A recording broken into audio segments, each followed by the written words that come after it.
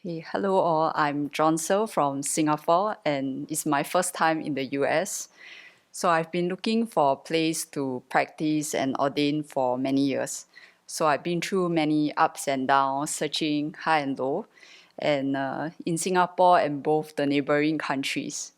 So with recommendations from two geishas, I finally found the Abbey.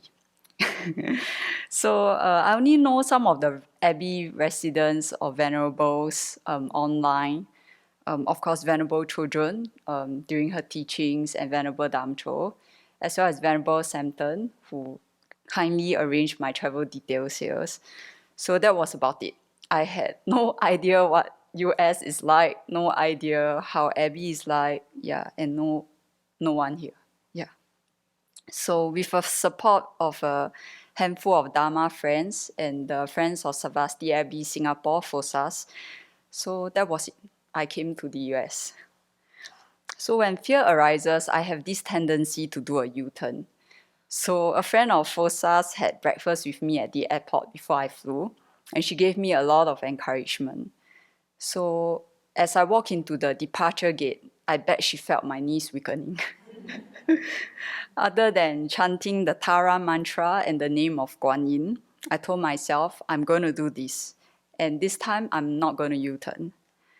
In times of fear, retreating is of no help, even though it's my very natural response. So instead, I decided to turn adversity into courage and use a broader perspective to view things. So with 3 days of learning the Dharma, it could be like a fever, an ordination fever. And after 3 months, the real deal is starting. So I thought if I could persevere longer than that, I'm just starting to learn the Dharma. I heard that many people at the Abbey have high expectations of themselves. And I'm no stranger. Like what Venerable often says. But if you want results overnight, you're not going to get it. So I have many Dharma friends who actually went through the so-called Exploring Monastic Life, EML program with me, many times over many years. They are either someone's spouse now, someone's parent, a very senior manager, yeah, etc. So I'm being called the crazy one because I'm still on the path. But I'm really very glad to be here with a community that has a common goal, to be a Bodhisattva, and we are all Bodhisattva in training.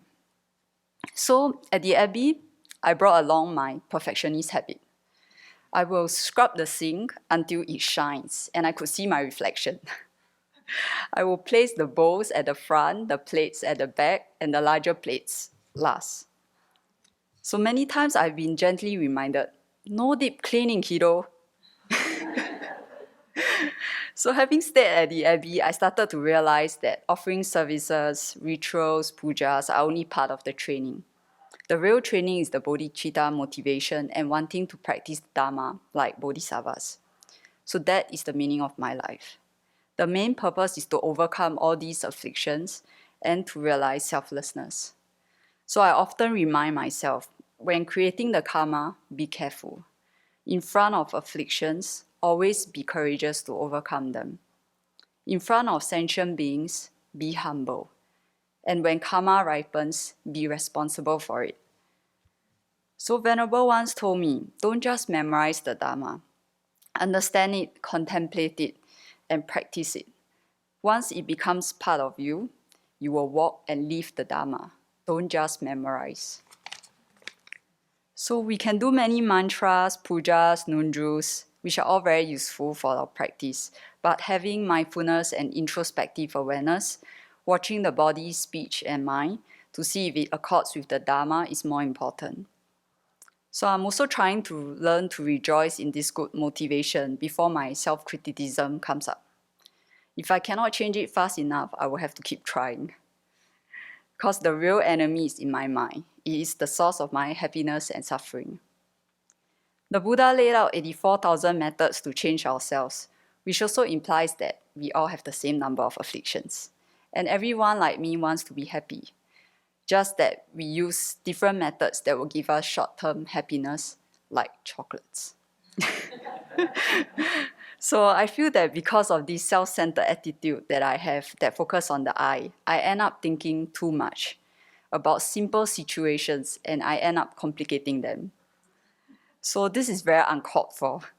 So instead, I try to go back to the aspiration of the eyes and hands of the bodhisattvas, and their focus will be on benefiting sentient beings. So with that, I try to broaden my perspective and use simple methods to work out complicated situations. So that is wisdom. Worrying unnecessarily is also a waste of energy, and I feel it totally. And everything is impermanent. So Shantideva actually says, if you can resolve something, why worry? Just do it. But if you can't, worrying does not help at all. So many times the way Shantideva practices and the 37 practices of the Bodhisattvas keep me grounded. At the very depth of my heart, I'm very touched to witness the construction of this Buddha hall. Sravasti Abbey, for me, is a place for people to come when they are troubled. A place for happiness, warmth, joy, laughter, and love. A place for serious practitioners who wants to be a bodhisattva. A place for teachers to come and teach. A place where I call my Dharma home. A place that I have no regrets. I hope to do my part here to contribute and do my very best for all sentient beings. And may we create peace in this chaotic world. Thank you.